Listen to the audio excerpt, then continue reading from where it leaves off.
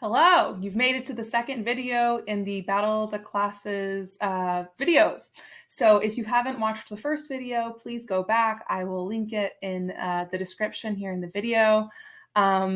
This video will be covering methodology and customers. Once again, if you have any questions, my contact info is also in the description of this video. Please feel free to reach out and enjoy. Thanks, Kelly. Take it away.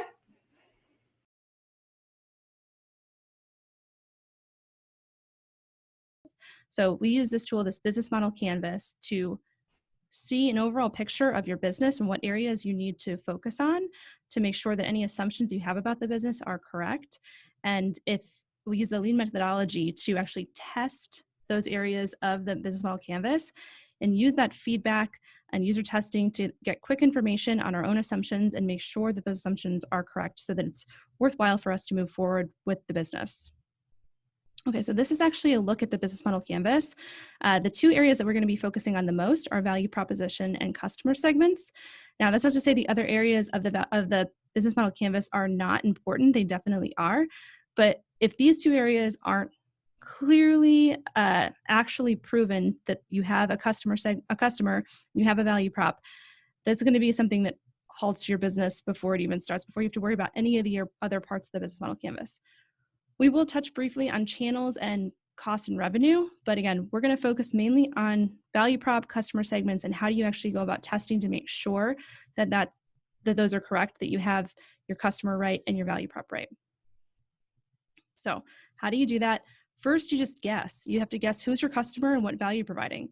And then you start testing. You understand your customer, you test with that customer, and then from that data, understand what value are you providing and are you correctly providing it so that you actually know you have a market, you have someone that will buy it from you, someone that cares about what you're doing. But first, you have to understand how you make a good guess. So you have to understand who you think is your customer. So define the customer, and you have to understand what is value and what value you're providing. Okay, so that perfectly lands into defining a customer. So when you're starting out, either if you have an idea or if you don't, it's important to understand your customer and have a manageable target customer.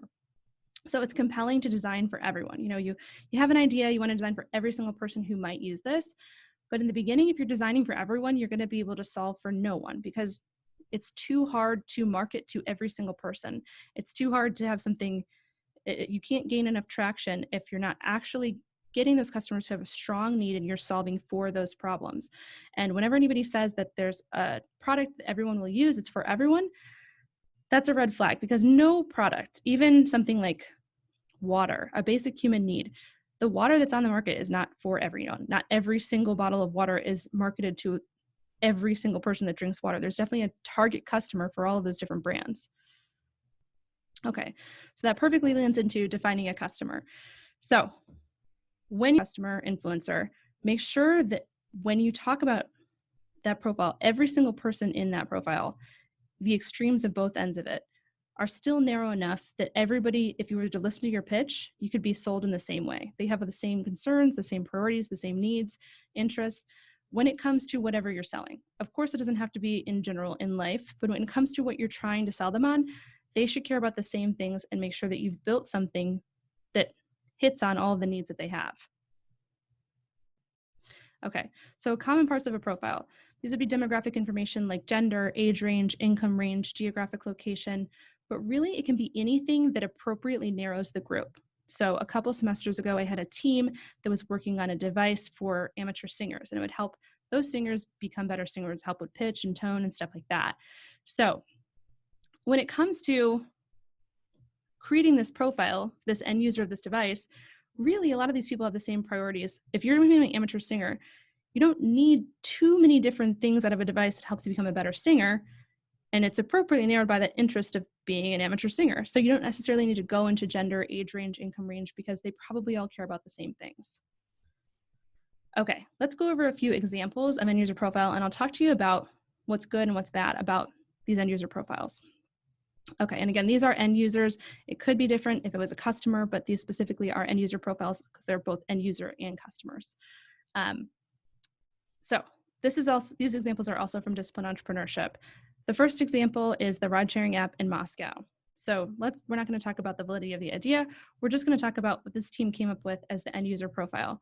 So they said they thought their initial target market, the people that would care the most, they could design for, were males and females aged 17 to 40 in Moscow, the occupation of student, young professional, internal migrant, middle management, social level of medium or high, characteristics, has a smartphone, user category, early adopters, technologically advanced, and active users of social networks, and an outgoing personality. So it is tempting to see this and say, oh, there's a lot of information. They must have properly explained this, this end user. But really, again, when you're looking at it in terms of saying, like, does every single person in this group have the same priorities when it comes to this idea? It's pretty broad. So if you take the extremes, a male who's 17 years old and a student, compared to a female who's 40 years old and in middle management, they probably don't even have the same needs or priorities when it comes to a ride-sharing app.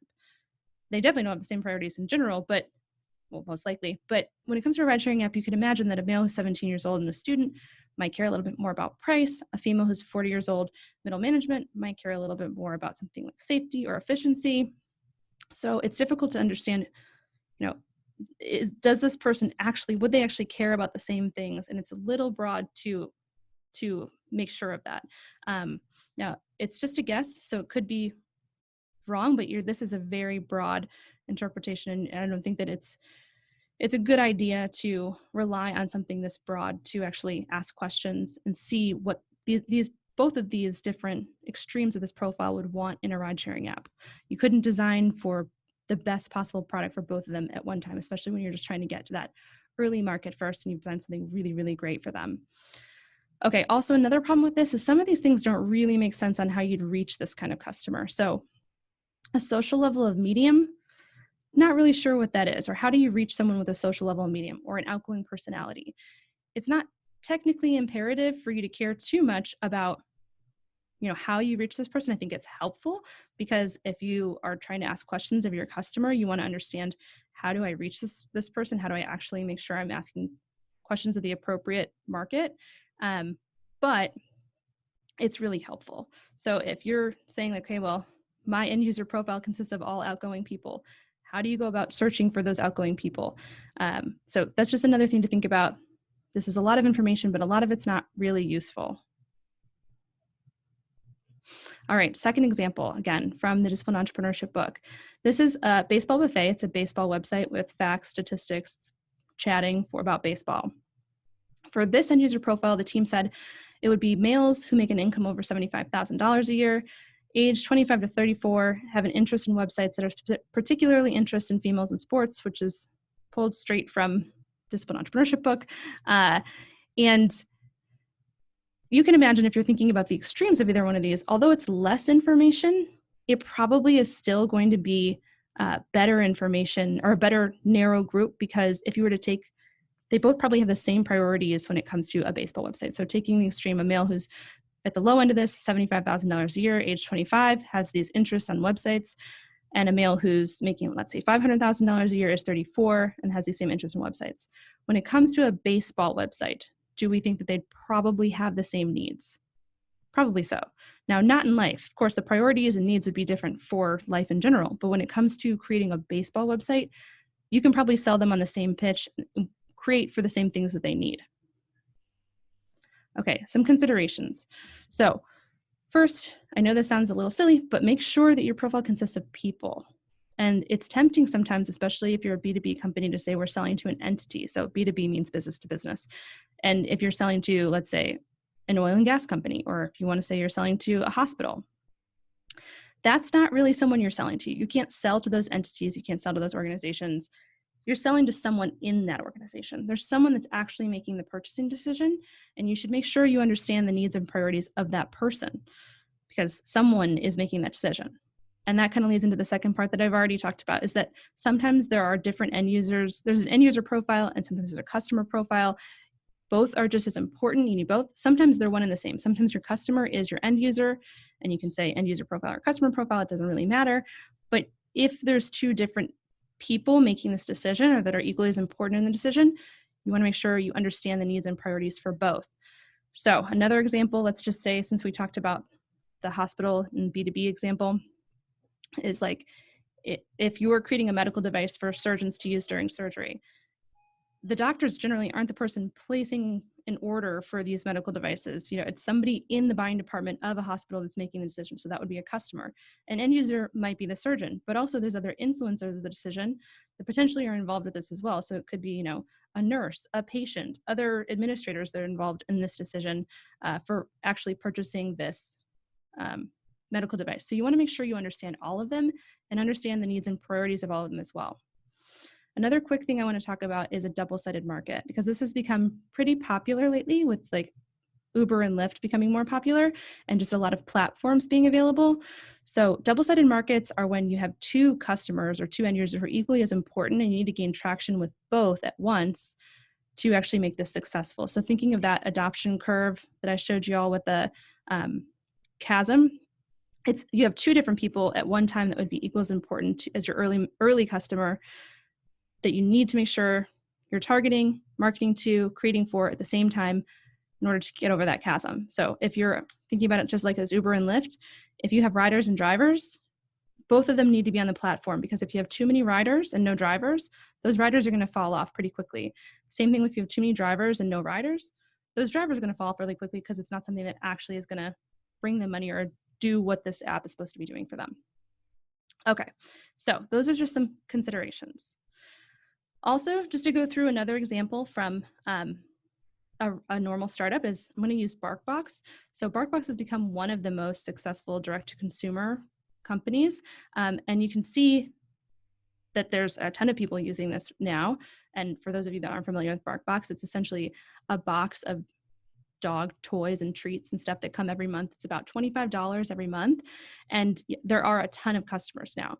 But when they started off, even though a lot of people are using it now, and you have to start with the idea that you're solving for someone very specific, you're marketing to someone that you know has a problem. So when they started, they had in mind a customer that has a very specific kind of customer, someone who has a dog, but not just that, probably someone with a specific income level, because $22 isn't expensive, but it's not cheap either. So it's going to be people that are, very invested in their dog, potentially people who also can't go out and buy their own dog treats and own dog toys. So someone they're thinking is like, millennial, maybe a professional, working professional, someone that's living in an urban area, doesn't have time to go get these toys from a PetSmart just regularly on the weekend. It's just convenience for them that's important. So even though it could be people beyond that, all people throughout the country now use BarkBox, but when you're thinking about who they probably targeted initially, it's got to be those really busy professionals who have some extra income from working these jobs.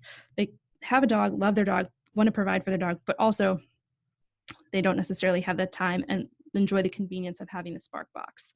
So again, this is one of those examples of this really, really successful startup, but thinking about who they would have targeted first to make sure when they're selling this BarkBox that they actually, this is someone that would actually care enough to buy this and would be excited enough to buy it that they could reach those later customers, probably had the person in mind with the strongest need. So has a dog, has extra money, doesn't really have the time. And that's not super narrow, but if we were getting further into this and pursuing this idea, sit down and write this out and get more details about it. But that is just showing you how even these big companies come from the space of being very specific with their target customer at first so that they can build upon that. Another good example that I hear all the time is that, something like Facebook is used for everyone. But again, Facebook didn't start with everyone. It started with actually just one school and doing something really well at one school, then only certain schools. So it was only at Ivy League schools for some time. And then it was only at schools. And then it was with everyone. So it was just that building of doing something well, getting traction in that one area, and then moving on to create for a whole group of people so building on what you're creating and building on the customer base. You've made it to the end of video number 2. Congratulations. Now make sure to head to bit.ly/BOTC_quiz2 to take the quiz associated with this video. It'll be linked in the description of this video. And then you can head on to video number 3.